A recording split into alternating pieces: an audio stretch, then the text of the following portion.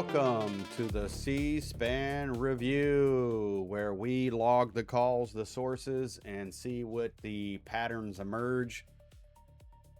Thanks for tuning in. If you're a repeat watcher, let me know. If not, if you like this kind of stuff, let me know that also. Also, like and subscribe and all that YouTube stuff. Let's go ahead and begin.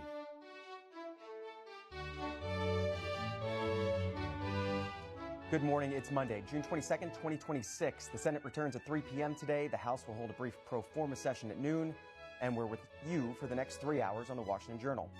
Yesterday, the latest round of negotiations with Iran took place in Switzerland and lasted just over an hour. Vice President J.D. Vance led those negotiations for the U.S., and talks are set to continue this week. This morning, we're asking whether you support or oppose how the Trump administration is handling the Iran peace negotiations.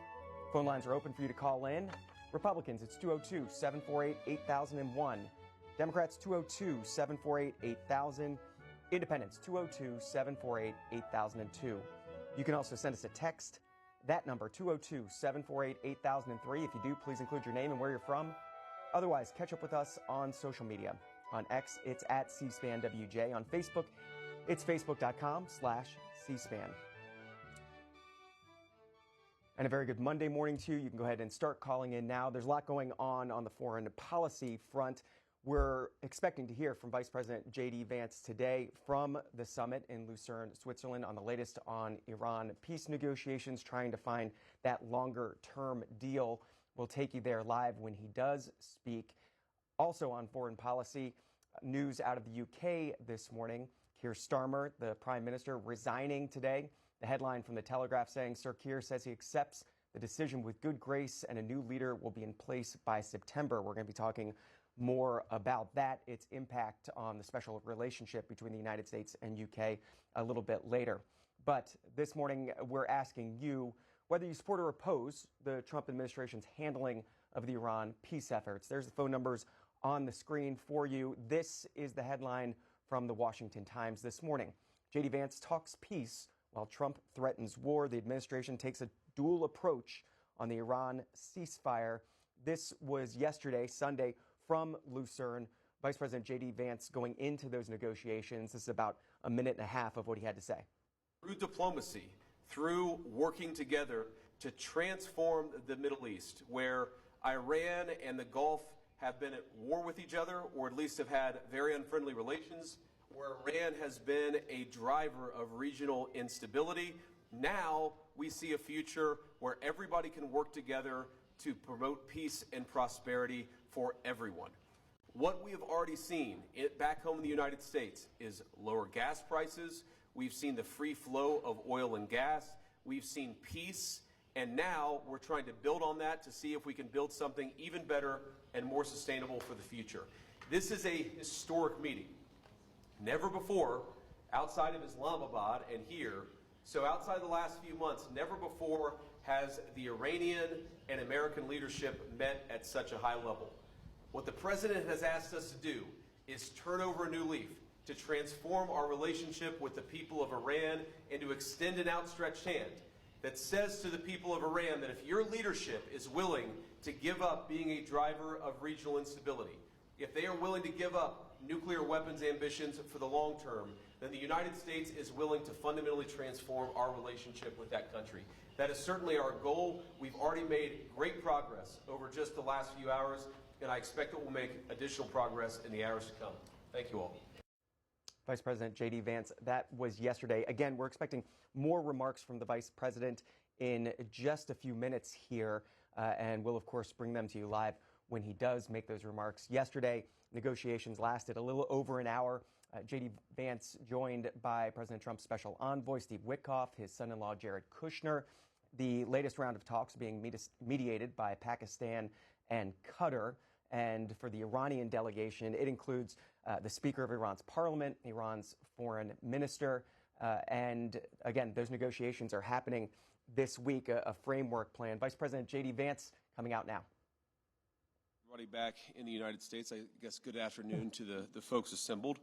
So look, yesterday was a very, very good day. We made a lot of good progress. We did exactly what we wanted to do, which is accomplish 4 things for the American people. First, we wanted to build a mechanism for keeping the Strait of Hormuz open. It is open. We've seen, of course, gas prices and oil prices come down, millions and millions of barrels of crude and natural gas flowing through the Strait of Hormuz that weren't flowing before. But we also wanted to make sure that we actually set up the coordination mechanism so that we could demine the Straits of Hormuz, so that when there are the conflicts that inevitably come up, we can make sure we work through them rather than that leading to escalation, and that is exactly what we did yesterday.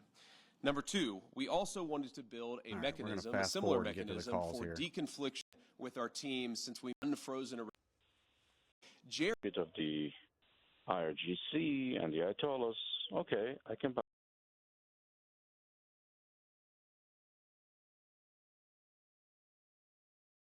Iran's nuclear program, saying the negotiations are a work in progress, but it's a deal that the region has been desperately asking the U.S. to put in place.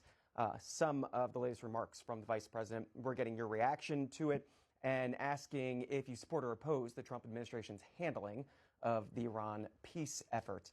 202-748-8001 for Republicans to call in, 202-748-8000 for Democrats. Independents, it's 202-748-8002. We will get right to your calls. Eli in Monroe, New York, Democrat. While we're here. Good morning to you. Yes, hi. I think what President Chamberlain did with this deal, and I'm calling him Chamberlain because he was promoting the idea of peace. But peace is to avoid a conflict.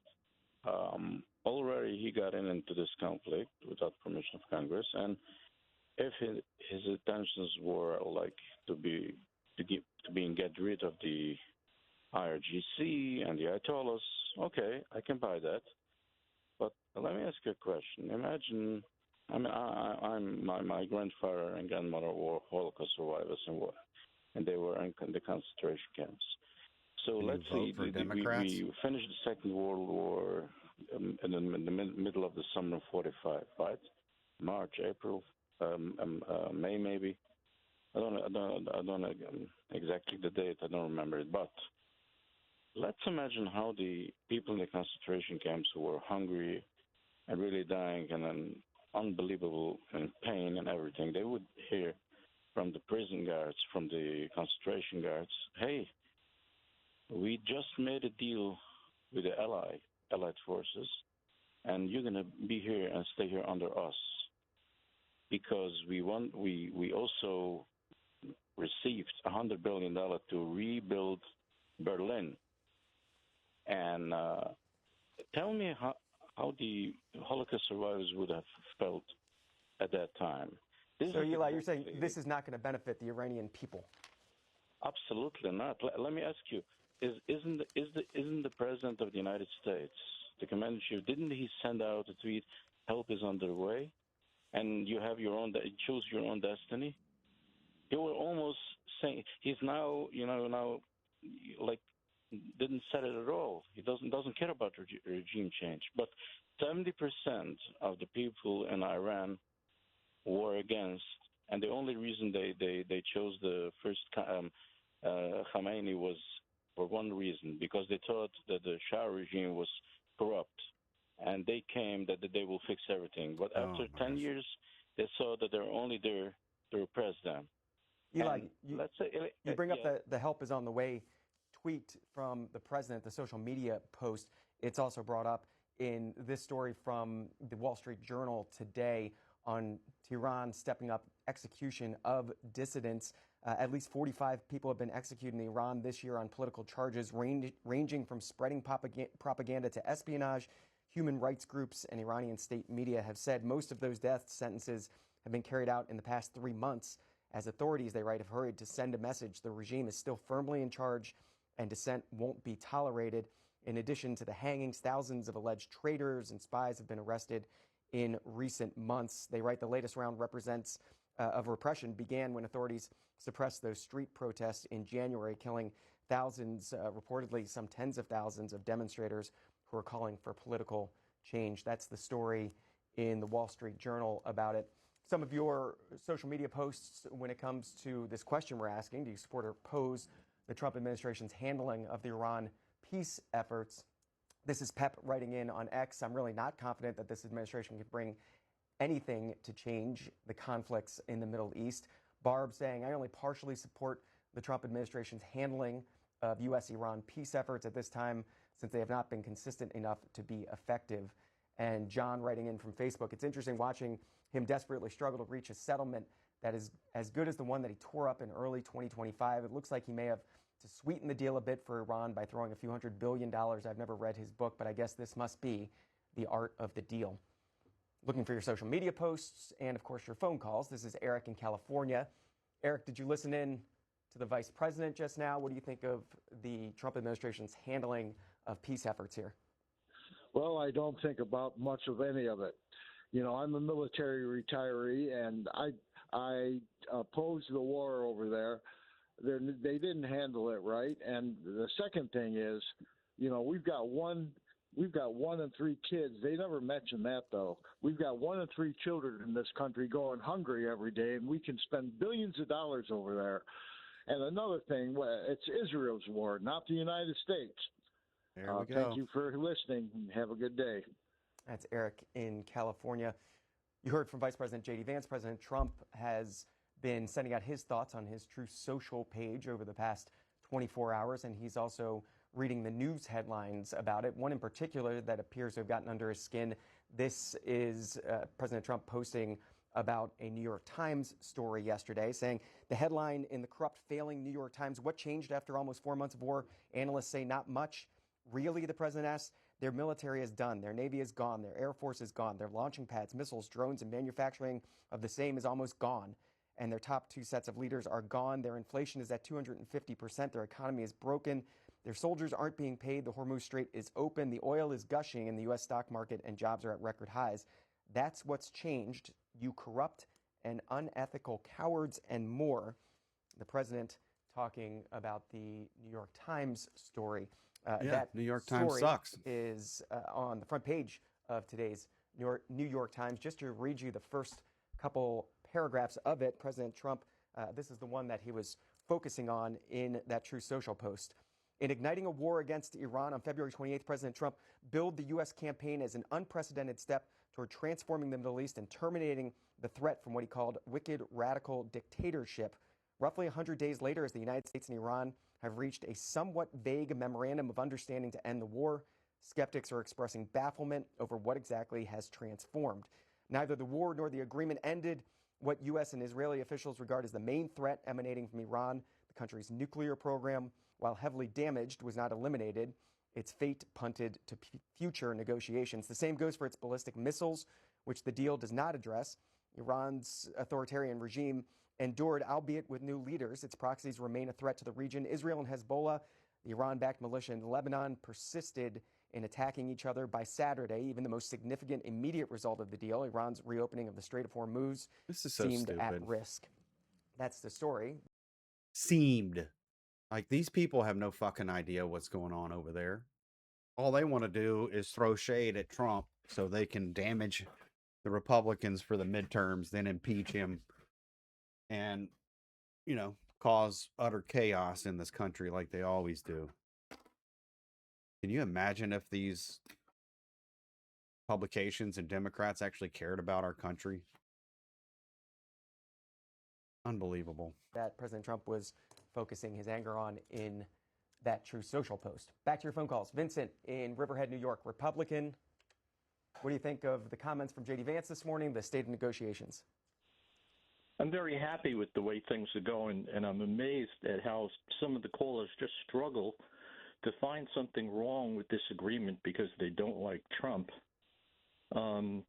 Everybody seems to ignore the fact that they were about to have a nuclear weapon. They were weeks away. So that was priority one, and that seems to be coast handled. to coast. And now, of course, there's nothing that's not humanitarian about rebuilding the country. Why wouldn't you want to help the people? I mean, it was a dictatorship. Isn't that a dictatorship, the complete opposite of democracy? Vincent, you talk about rebuilding the country. What are your thoughts on what the vice president announced? If there is some unfrozen assets in the future, this program that I guess Jared Kushner, this idea he came up with, that the money that would be unfrozen could be used by Iran to buy U.S. agricultural products to feed the Iranian people, calling it a classic Trumpian deal. That's how he described it. Again, I don't. They label Trump to try and make it sound bad. It's a perfect solution, right? It's good for the people there, and our farmers profit from it. So it's a win-win for everybody. How is it bad? They struggle again. They struggle. They slap Trump's name on it, and that makes it bad. Look at it practically. That's Vincent in New York. Donald, Ventura, California, Democrat. Go ahead. Yeah, hi. Well, one of the security risks in America is our children not being able to afford to have children, and I don't know who they think are going to fight wars and protect and be our caregivers later in life. And as far as the war in Iran, we started a war that was not authorized by Congress. That's stated in the Constitution. So naturally, we are going to have to pay to rebuild that country. Thank you so much.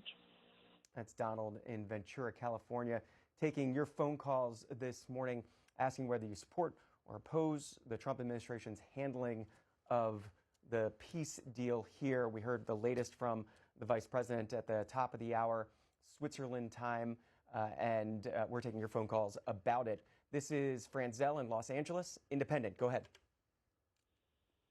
Thank you so much for having me on the line. I appreciate it so much.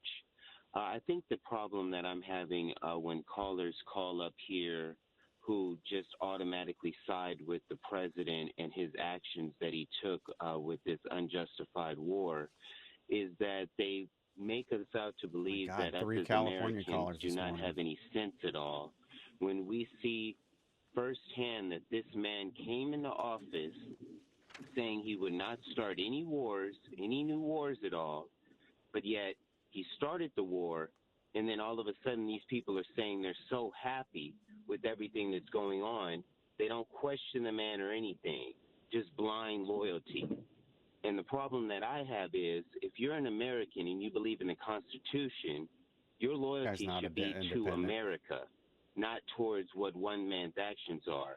But they quick to blame Biden and for everything that he did, but they're cool with everything that's going on with high inflation and their costs. So I just pray that people could start having an open mind, because if you can be critical of one president, you should be critical of another as well. That's all. But thank you so much, C-SPAN, for what you do. You're helping out America to get the voice out that we need of truth and justice for us all. God bless you.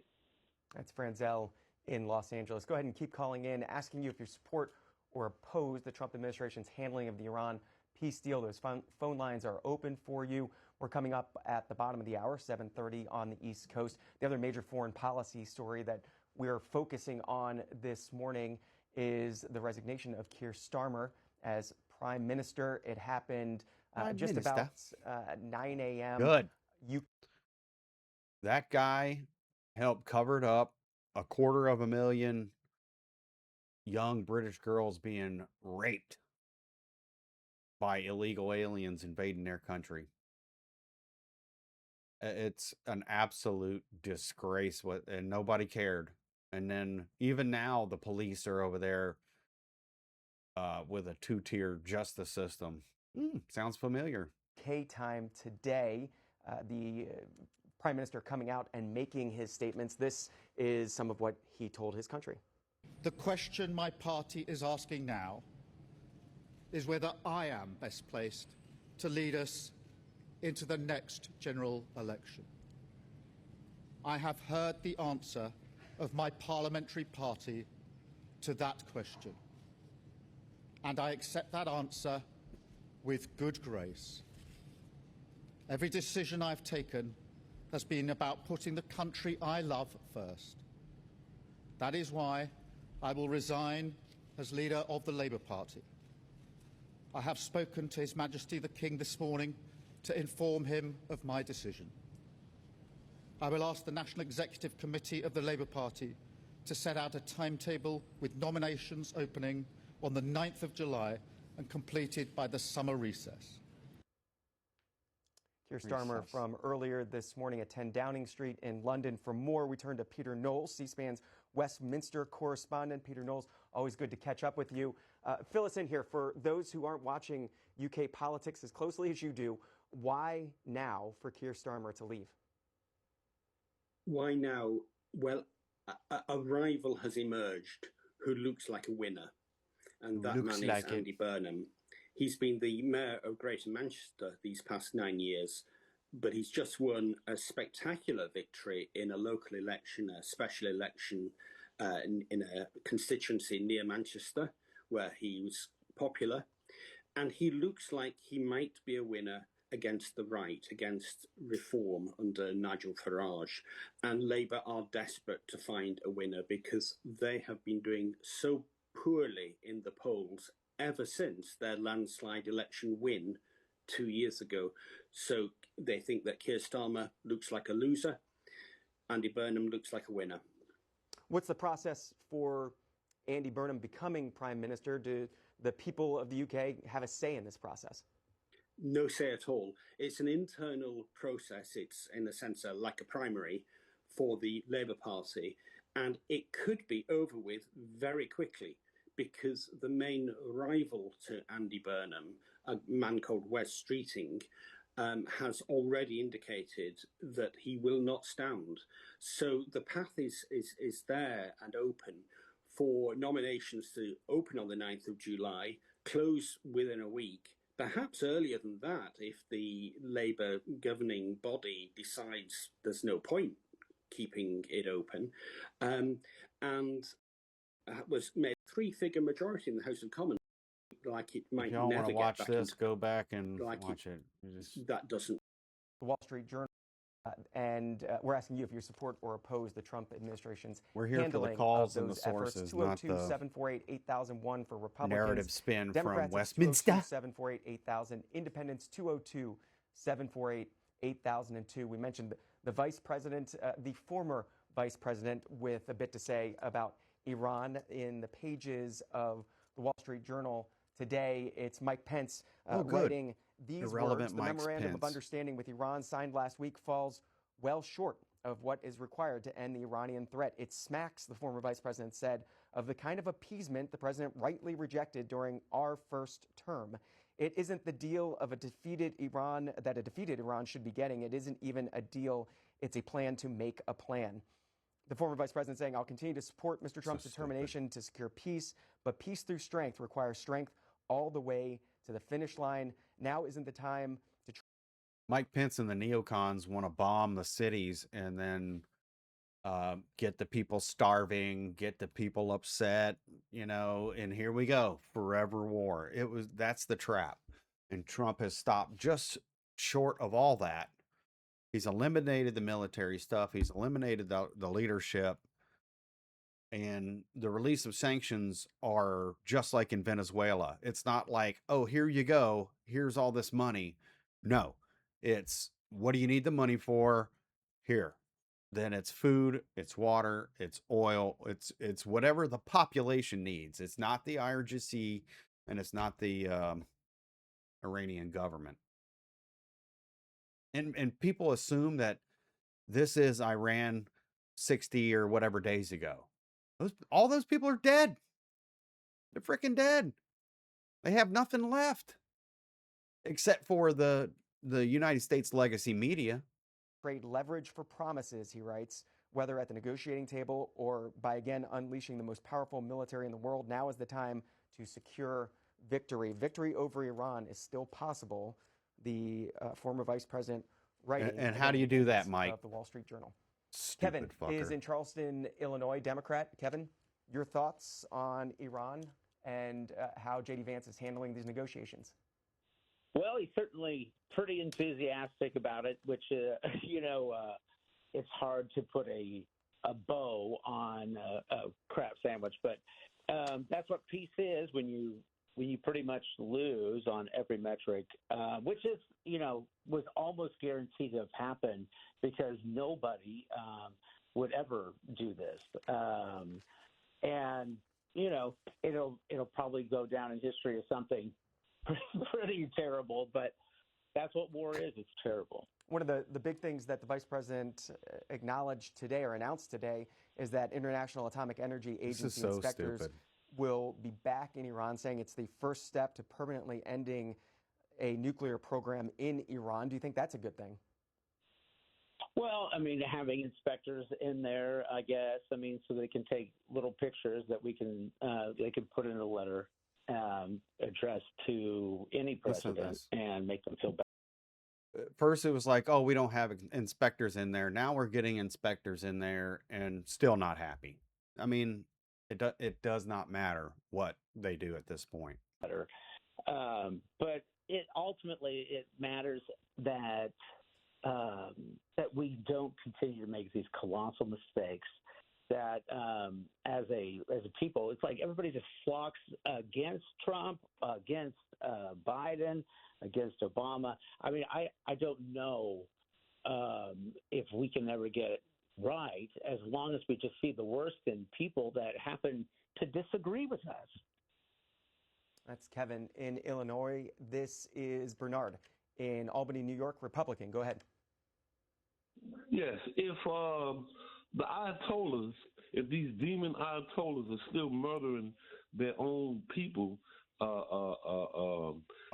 is no success. If the Straits of Hormuz or whatever is open, but fake Republican, the people are still being persecuted, there is no success. It's a failure. And Trump has failed. So Bernard, in your mind, is success the only way we can define success is regime change? Fake Republican. To free the people. So that thousands of Iranians are not being murdered by their own government. He went into Venezuela and he arrested dictators there, but these demon Ayatollahs, they're 100 times worse.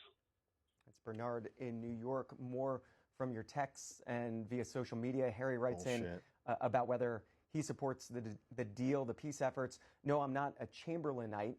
I do not support a coward's peace with Iran. Why? Because I'm a Vietnam-era inductee and veteran in the U.S. Navy and the son of a Korean War veteran. That's Harry in Mount Lebanon, Pennsylvania. And this from Adam in Maryland. Do you think Kushner and Witkoff should be involved in any of the financial incentives and investment projects that will help drive the possible resolution of the Iran problem and its path forward? Should they ever have been involved in part of these negotiations at all, especially since they might directly financially benefit? Why or why not? Adam asking those questions from Maryland. The vice president announcing that if there are any unfrozen assets, as it's referred to, the Iranian funds that are being held frozen around the world because of various terms have been imposed on Iran. If they become unfrozen, that money could be used to buy U.S. agricultural products to feed Iranian citizens. That's what I said. An issue that Jared Kushner developed, an idea, calling it a classic Trumpian solution to the problem. That's just one of the things that was announced today. This is Tammy in Smithfield, North Carolina, Democrat. Go ahead. Yes, I would like to say that I support Trump's handling of the peace efforts in Iran. Iran is actually a remarkable country. In order to introduce Iran to the world, the larger Western world that knows absolutely nothing about Iran and the people who live there, we could do mission trips to aid the people. We could do tours, et cetera, et cetera. But until you really get to know the country, don't down them, because you can't walk a mile in a minute. And how you say it, you don't really know the person until you walk a mile in their shoes. All right, thank you for your time. Bye-bye. Patrick's next. Delray Beach, Florida, Independent. Go ahead. Yeah, I would say I definitely oppose what's going on here because we shouldn't even be there in the first place. But the silver lining to this that I can possibly see is that maybe now we can understand that drill, baby, drill is not the answer. And maybe we can now focus on other things like China and what the other parts of the world are doing as renewables. So even though we did go to this war, we're fighting over the oil. Hopefully Americans will see that, now we can start using other forms of energy. Thanks for the call. Patrick, stick on the line for a second here. The New York Times, the Edward Fishman, director of the Greenberg Center for Geoeconomics, he writes about some of the issues that you bring up in his column today. I just want to bounce it off you, saying Iran's now the gatekeeper of the world's most important waterway, but saying if 1/5 of the world's oil supply is permanently vulnerable to disruption by the Islamic Revolutionary Guards Corps, countries will continue to have greater reason to reduce their reliance on fossil fuels and increase imports of Chinese-made solar panels and electric vehicles and batteries. That would also mean the world would exchange one precarious dependence for another. What are your thoughts on that? Well, exactly. So I come from a state which used to be purple, heavily red now, and we had governors and people that said you're not even allowed to mention the word climate change. So they've actually stripped a lot of the solar that we were able to use and get. So it's pretty frustrating knowing that now China is producing and exporting most of all renewables throughout the world, and now we all have to suffer because of, parts of politicians that say we're not allowed to even use parts of renewables or windmills or even nuclear. So there's just hopefully this will open up the eyes. And Trump seems to always fall into a boondoggle, and he gets out of it. Just think of all the other cases throughout his whole life. Bankrupting a casino, he gets out of it. Everything he does, he gets out of. So oddly enough, this could be one of those other boondoggles that he finally makes the world realize, hey, let's get off of this, and we can not follow Sarah Palin's drill, baby, drill motto and try to go for some renewables, and then we can maybe... No, it was get off of the Middle East oil and get on our oil. That's what it is. Get American oil. Nice, safe, abundant. Don't deal with those energy places. Also, we control Hormuz now. Do you think the United States military, after all that time, is just going to just give up that body of water? I don't think so. Export some of this renewables as opposed to letting China rule the world. That's Patrick in Florida. More from Edward Fishman in the lead opinion spot in today's New York Times. A generation of U.S. officials endeavored to stop Iran from obtaining a nuclear weapon, fearing it could set off a nuclear arms race in the Middle East. In launching this war, Mr. Trump sought to solve that problem once and for all. The irony is that Iran's success at the Strait of Hormuz may set off a different kind of arms race, one in which every country searches for choke points that they can convert into money and into power. Edward Fishman writing. And guess who controls the choke points now? We do. Panama, back under U.S. control. Hormuz, under U.S. control. The Straits of Malacca, in conjunction with Indonesia. We control that. What do you think Greenland was about? It's about the Northwest Passage, another choke point, another maritime choke point. So if people start thinking about globally for the next 100 years, maybe people start to understand it. I didn't get it until I started following Promethean Action, and they started putting everything kind of into context as far as the 100 years of history, instead of what we deal with is a 24-hour news cycle or a 2-year House election or a 4-year presidential election. We need to start thinking in century moves. In the pages of the New York Times. Jennifer, out in Las Vegas, independent. Good morning. Thanks for waiting.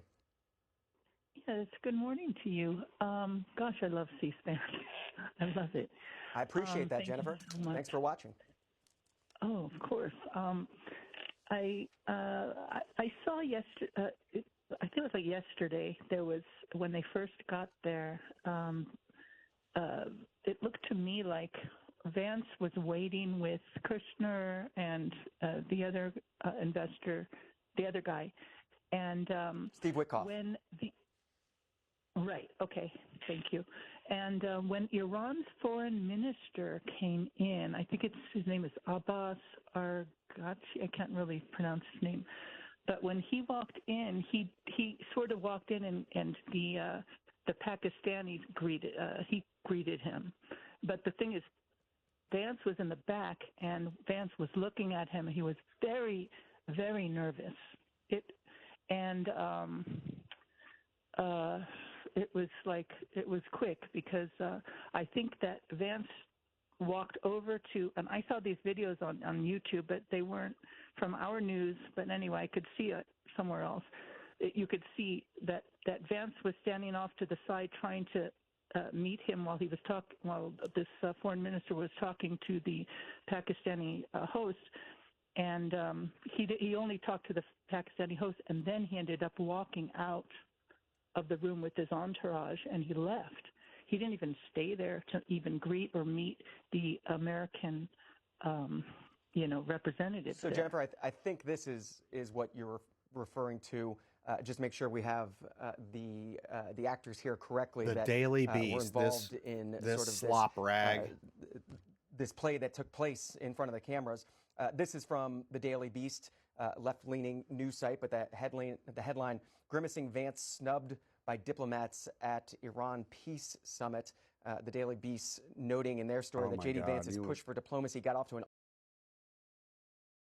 So on all sides, the Daily Beast, the number for Daily Beast out of 6, -6 being far left or +6 being far right. The Daily Beast on all sides website is -4.63. So almost as far left as you can get.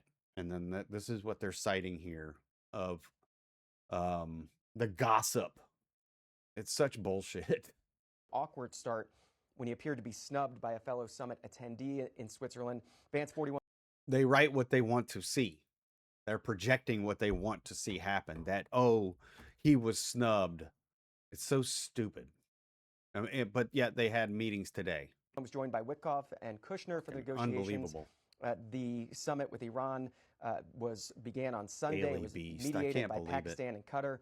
Qatar's Prime Minister Mohammed bin Abdul Rahman bin Jassim bin Jaber Al Thani kicked off Vance's awkward day by appearing to walk right past him upon arrival. With the vice president positioned at the front of the receiving line, Sheikh Mohammed appeared to pass him over entirely, instead greeting the Iranian and Pakistani diplomats with hugs and kisses. And that video was the one that was circulating online and on social media yesterday. That's Jennifer in Las Vegas. This is Dwight in Fairfield, California. Independent, go ahead. Yes, good morning, John. Good morning, Washington. We're just watching the political theater. Hey, John, and looking at this, and in my opinion, either whether we support or not support this thing, the elephant in the room is Israel. The elephant in the room is Netanyahu. In my opinion, they're the ones that started this war. They're the ones that's going to keep this war going until they say it's going to stop. And I'm not seeing any mention of Israel or Bibi Netanyahu in any of the peace talks. So my question is, when is Israel going to come in and join in on this peace talk and all this other stuff that is going on here? That's my opinion. My opinion is it's not going to stop until Israel wants it to stop, John. That's all I have to say. Thank you. The editorial board of the Wall Street Journal: Iran and Trump blame Israel first to protect his bad deal. Trump makes the Jewish state his scapegoat. That's the Wall Street Journal editorial board, their perspective on how the president is treating his Israeli allies. This is John in Mount Laurel, New Jersey. Independent, go ahead. Hey, John. Yeah, I mean, obviously, these negotiations have already gotten off to a pretty shaky start.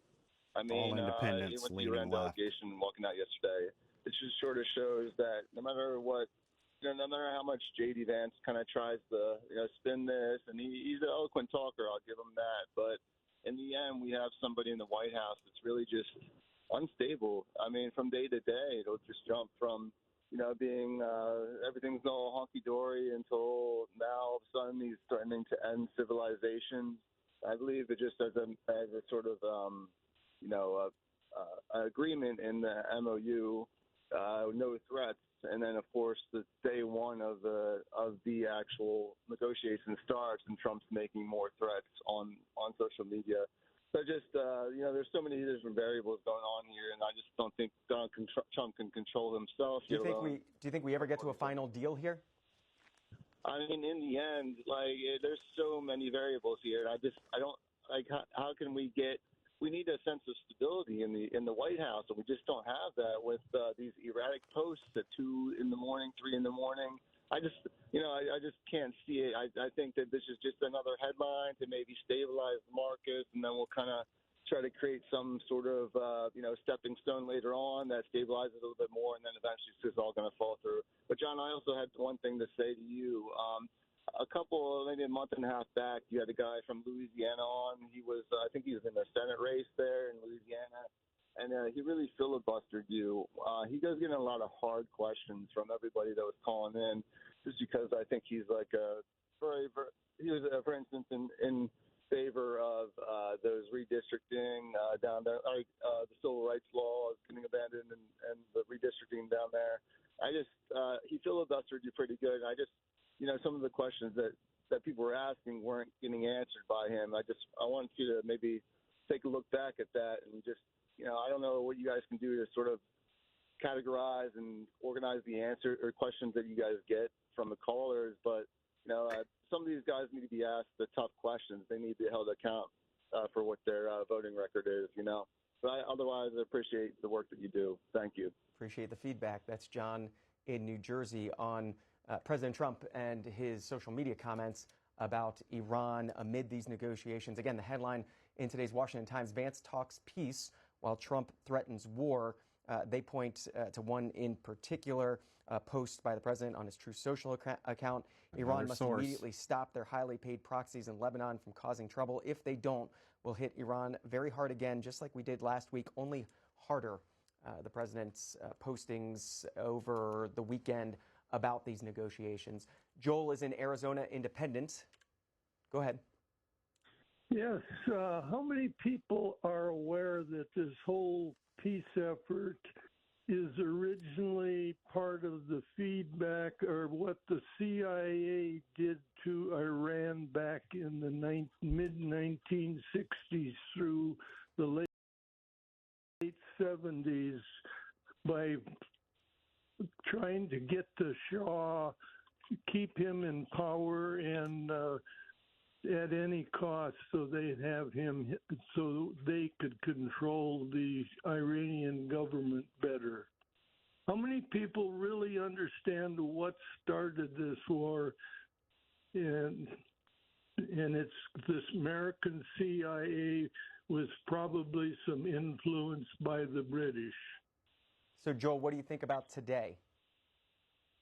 I think the problem we're having today is it originates dealing with the Americans who tried to roughshod Iran back, 70 years ago, whatever it is. When you've been bad to somebody or mistreat them as bad as we did, how do you really get to trust them? That's Joel in Arizona. Joel, our last caller in this first segment of the Washington Journal. But it's a busy day, a lot to talk about a little bit later in our program, in our 9 o'clock hour. We will talk about the book, The Fourth Branch, How the State Governments Can Save Our Union. Daniel Squadron is the author of that new book, a former state senator out of New York. He'll join us for that discussion. But up next, it's Bloomberg Unfiltered. This is our next open forum block coming up here. Let's go ahead and reset and see where we're at halfway through the game. 6 independents, and 4 of those, or 5 of those, I think were definitely left leaning. Look at all these over here on the West Coast. And it's super early, by the way. I don't know why they're up. And we got Bernard. All right. So let's get back into it's 250 years and continues. Time now for open forum, letting you lead the discussion. Any political issue, any policy issue that you want to talk about, Go ahead and call in. Numbers are on your screen. Republicans, 202-748-8001. Democrats, 202-748-8000. Independents, 202-748-8002. As you're calling in an obituary this morning on the life of Alan Greenspan from NPR's website. Alan Greenspan, who steered the Federal Reserve for nearly 2 decades through some of the longest economic booms in U.S. history, has died. Greenspan died Monday at his home in Washington. He was 100 years old. Greenspan was the rare celebrity, they write, among central bankers, lionized for his economic stewardship in the 1990s, at a time when it seemed every barbershop had a television tuned to the stock market channel. Ordinary Americans hung on the Fed chairman's every word. His reputation was tarnished, however, by the global financial crisis, which struck decades later. Greenspan liked to write his speeches in the bathtub, but it was his listeners who were sometimes left feeling underwater by the unfamiliar dialect known as Fed speak. Greenspan's a notorious exception came in 1996 when Greenspan seemed to suggest that stock prices might be getting ahead of themselves. The story going into the life and the service of Alan Greenspan, again, 100 years old. One more for you this morning, this from the pages of the New York Times. Another dead guy. Obituaries. This is on James Bradley, who turned his curiosity about his father's time in the Navy during the Battle of Iwo Jima and the long-held but ultimately mistaken belief that he was in the iconic photograph of 6 American service members raising the flag on Mount Suribachi into the best-selling book, Flags of Our Fathers. He died on June 5th. He was 72. The Flags of Our Fathers, which Mr. Bradley wrote with Ron Powers, a Pulitzer Prize-winning journalist, spent 46 weeks on the New York Times bestseller list, climbing to #1, was adapted into a 2006 film directed by Clint Eastwood. Flags tells the stories of the 6 flag raisers through the brutal 5-week-long battle against the Japanese forces on Iwo Jima. The author of Flags of Our Fathers. A couple of obituaries for you. And now your phone calls. It's open forum. What's on your mind? This is Francesca in Houston. Independent, go ahead. Good morning, America. I was just, I'm a senior citizen, and I'm so tired of Donald Trump. Anyway, so much that I just get a headache every day. I try to I don't know if you're talking to me or... No, Francesca, I'm listening. You just try to... No, Fran. Well, I try to cope with daily stuff, and then I got to put up with all this Donald Trump stuff. So anyway, that's all I have to say today. Just discuss it with him. Goodbye. That's Francesca in Houston. This is Mike in Texas as well. Independent, go ahead. Yes, good morning. Good morning. Thank you for taking my call. So thank you very much. I just want to say something about our president, Donald Trump. He's our president. He's our commander-in-chief. And I didn't go along with Obama. I didn't go along with President Biden. I don't go along with President Trump. But they're our president. They're commander-in-chief. And he's doing, I think, a pretty good job. He's trying to do the job. I just follow the rules, follow the law, and again, he's our president, commander-in-chief. Don't go against him, be for him. America's the greatest country in the world. Be proud of it, be proud of the people, and support the commander-in-chief. Thank Mike, you very much. Was there ever a time you weren't proud of this country? Never. No. And I'll say this, go to Mount Rushmore, then the patriotism really flows, shows what people have done, shows what this country has done. And yes, be proud of your heritage, be proud of being American. Mike, what are you doing for the 4th? Don't make mistakes. What are you doing for July 4th? Celebrating with the family. And again, celebration, not bad-mouthing and belittling and saying, no, I'm not a proud American. Yes, I am a proud American. No matter who's in charge, we got to follow the rule of law, follow the country, and support the country and support the leaders that we have elected. That's Mike in the Lone Star State to the Tar Heel State. James in Weaverville, North Carolina. Democrat, go ahead. Yes, I just wanted to comment about the economy. I think capitalism it's got out of hand. I think the monopolies are controlling the prices of everything, and that's why people can't afford housing or decent living anymore. And I'm wondering if they can't, Congress can't control the prices of housing and stuff and wages. I think back in the 70s, when we had the oil embargo, didn't they do something about controlling prices and wages back then? Because right now, in this free market economy, people, gasoline, $4 a gallon. The only way you can bring the price down is to quit buying it. And everything you go to buy now is made in China. And the only way you could fix that is just quit buying anything made in China. But they've moved all our factories overseas, and you can't pick up anything in Walmart or anywhere that's not made in China. But I'm just worried that our capitalism is going to be destroyed by these monopolies. It seems like our government won't do anything. They control energy, education, housing, manufacturing.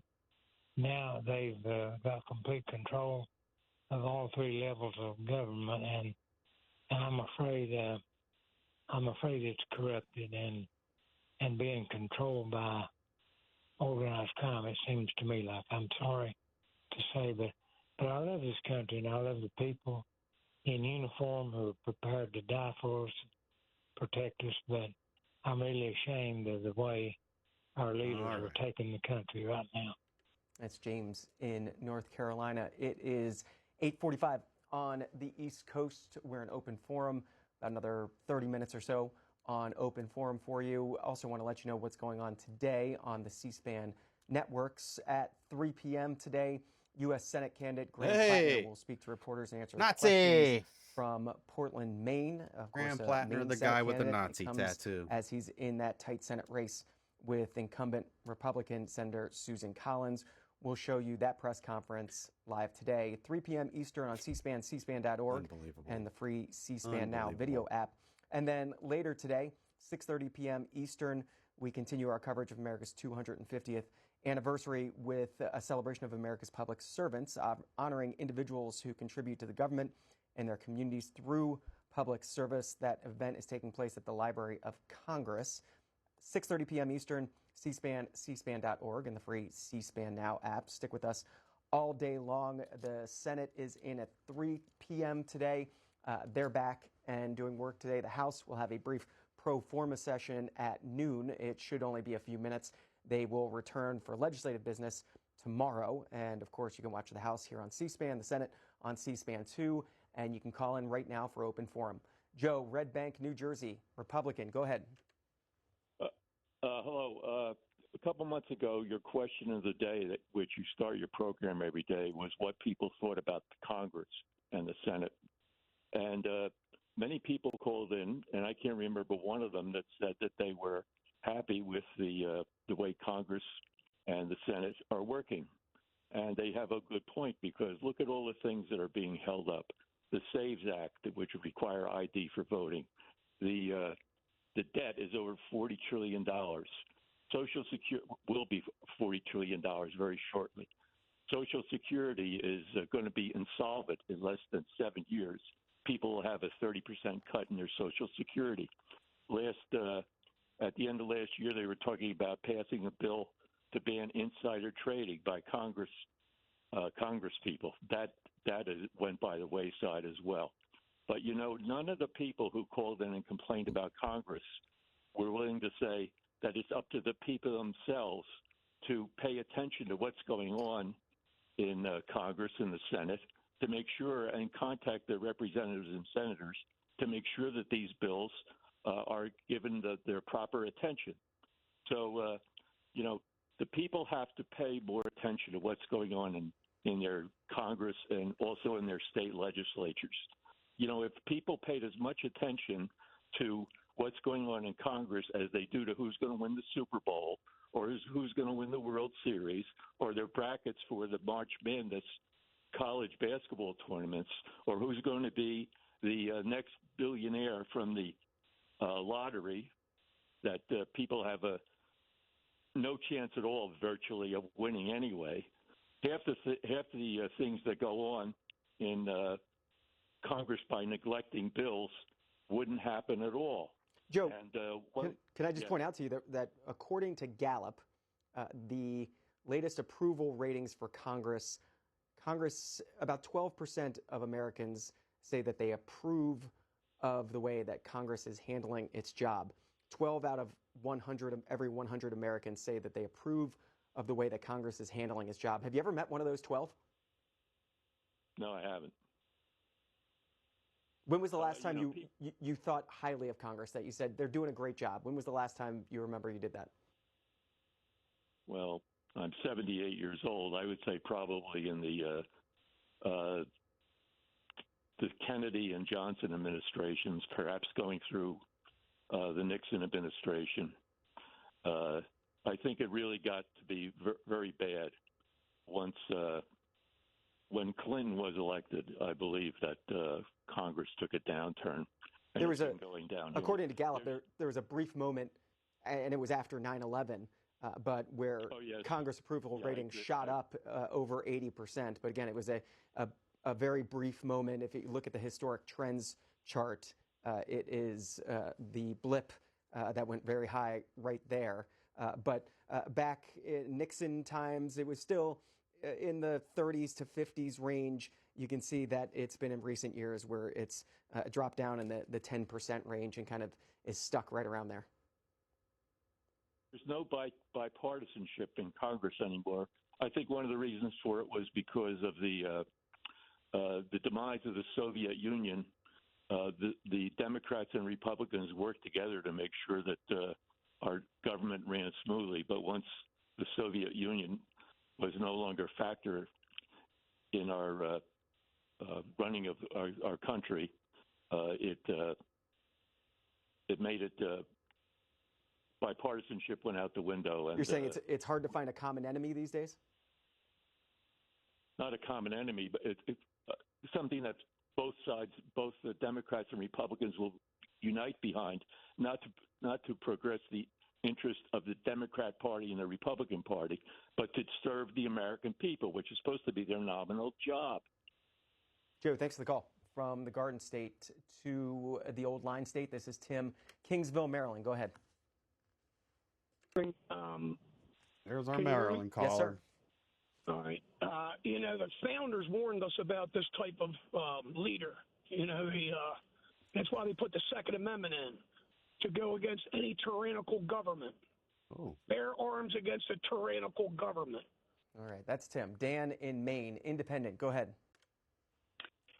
Hi. Yeah, I agree with everything that the guy started at 8:47 said with regards to being happy with Congress and listening to the long list that he did. I would agree with most of that, but I don't want to quibble with that. But you had a guy on earlier that was Eric Wasson, and he covered a lot of ground too. But one of the things that he sort of dismissed out of hand almost was the War Powers Act.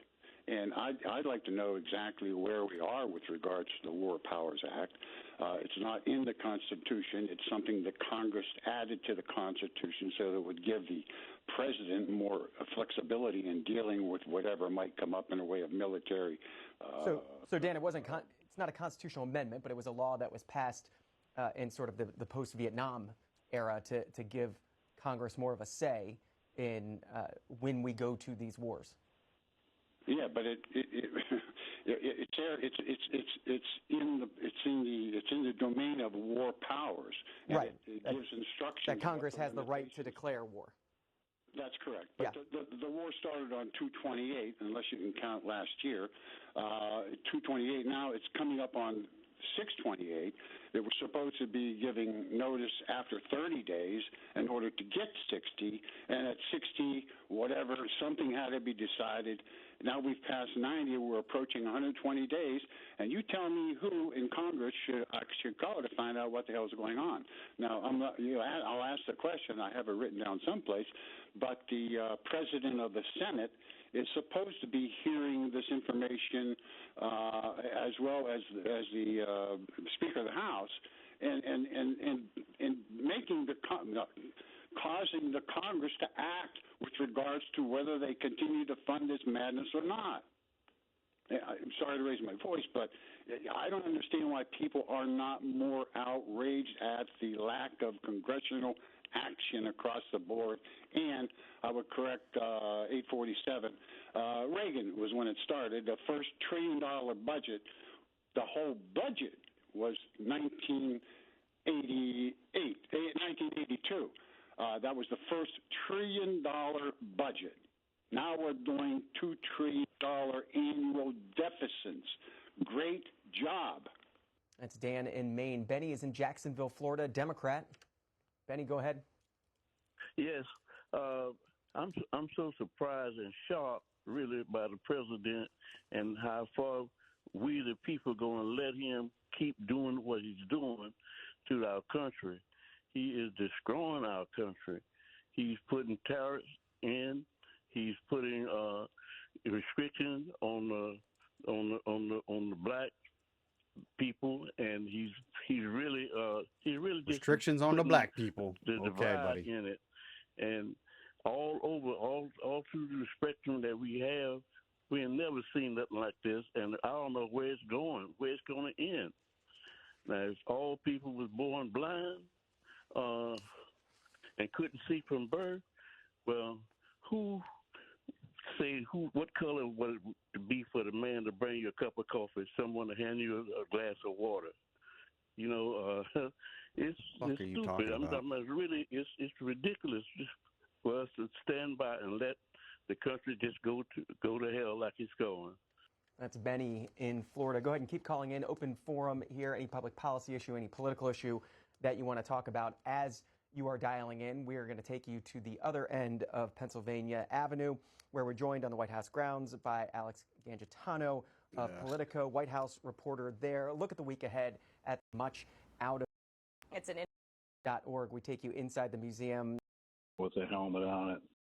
They have when President Obama would get letters, we had a few letters, not every letter, but we had a few letters that were actually signed by the president.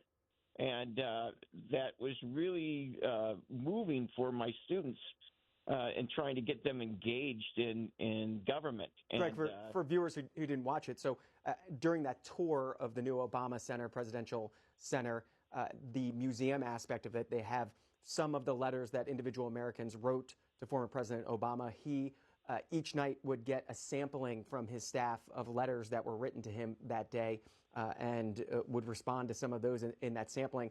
And so they display some of that correspondence at his Presidential Center and Museum. It was part of a tour that we aired. Greg, what do you teach? What's your subject in school? I teach American government. And how are the kids these days on American government? Do you think they're better or worse or about the same as they've always been?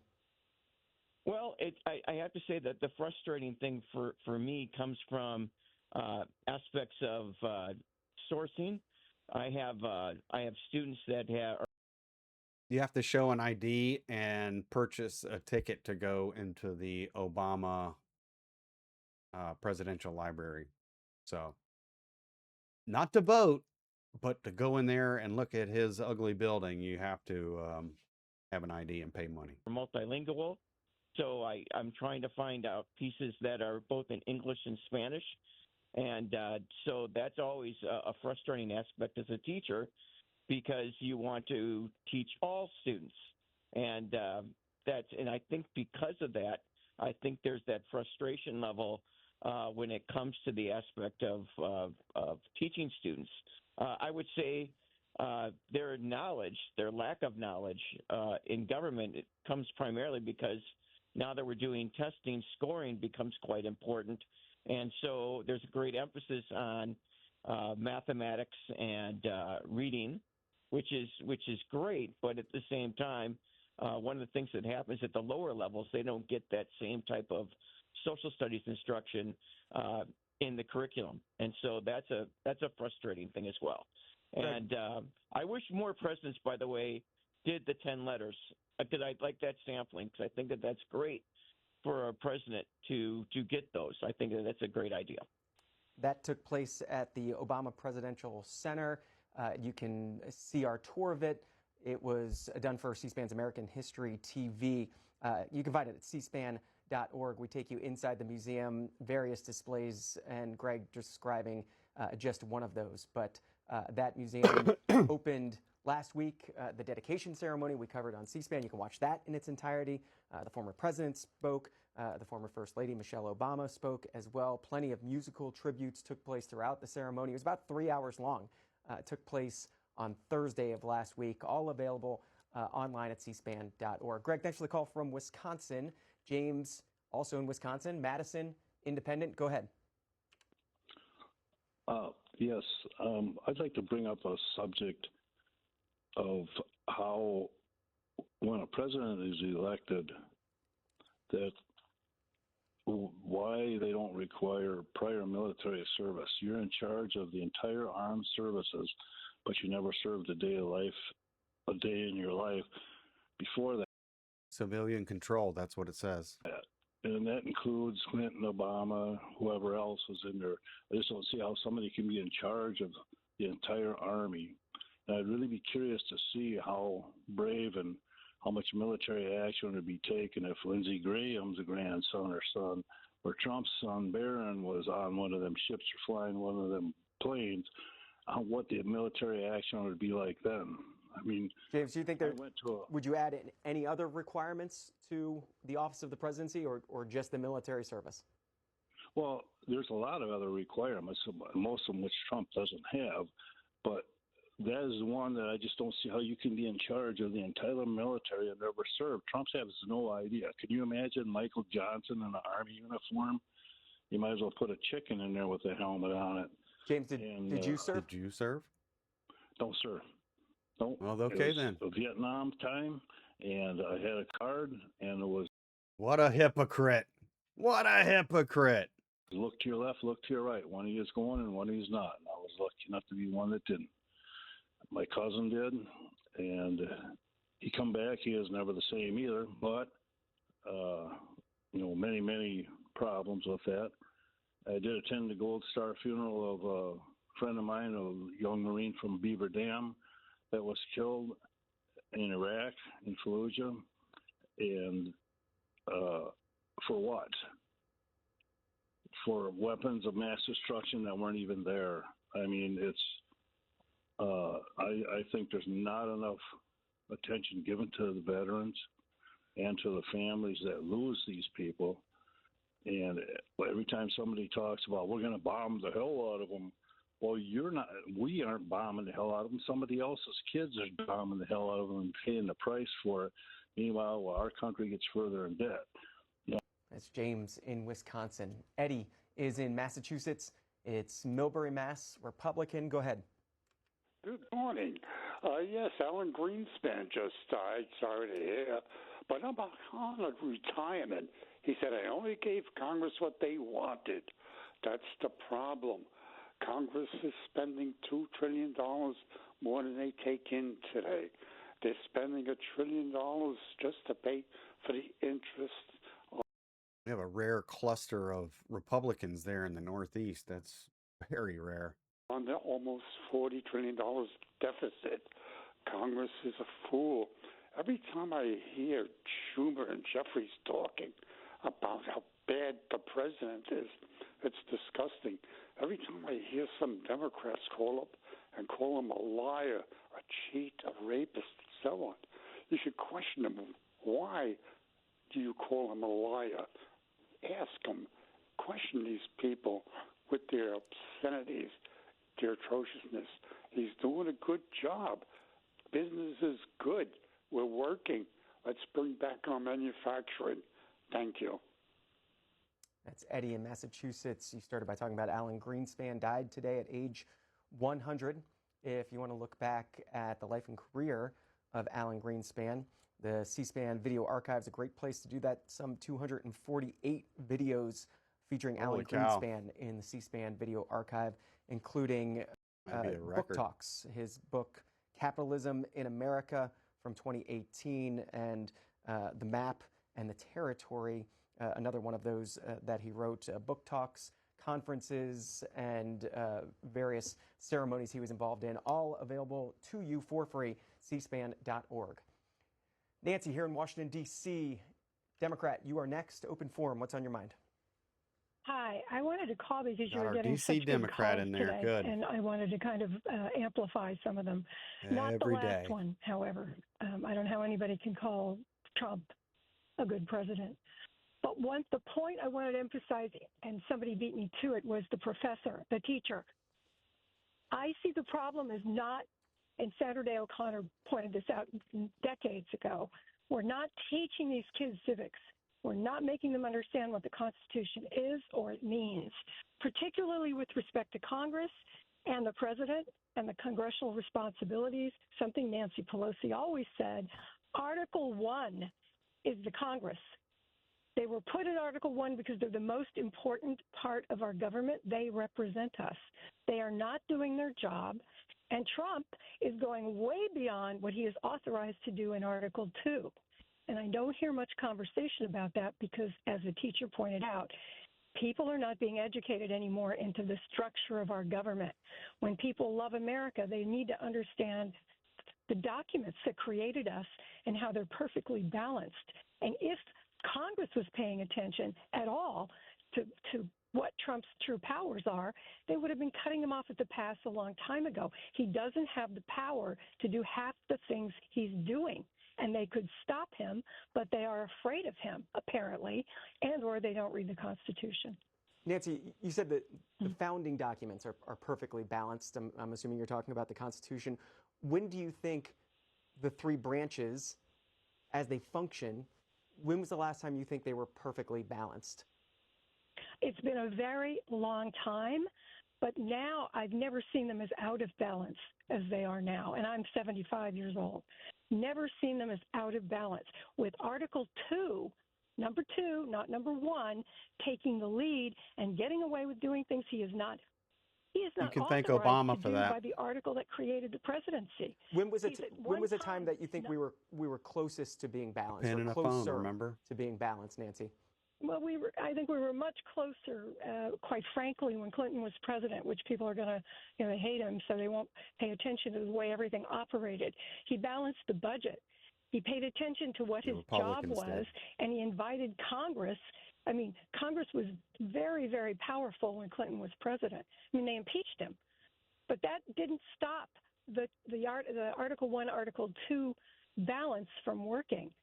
And in fact, under George Bush, it was fairly balanced. It didn't get out of whack until now, seriously out of whack, until this guy was president the first time and ignored his duties. I mean, he's sworn to uphold the Constitution. Do you think under the Biden administration it was more in balance? It started out that way, but he lost the Congress. Once he lost the Congress, and so it's only balanced if Democrats control things. In the second half of his presidency, he was completely ignored. And these people that say Democrats are weak don't understand the rules of Congress. Democrats can't introduce bills. They can't get their bills up for a vote. They don't have the votes to do everything people want, and people keep saying it's because they're weak. Maybe they are, maybe they aren't, but the weakness is in the rule, and the weakness is in the people not paying attention to what their votes mean. When you put these people in Congress that don't have the you-know-what to control this president, and you keep doing it, it's on you. That's Nancy in Washington, D.C. Nancy's going to be our last caller in Open. All right, that's it.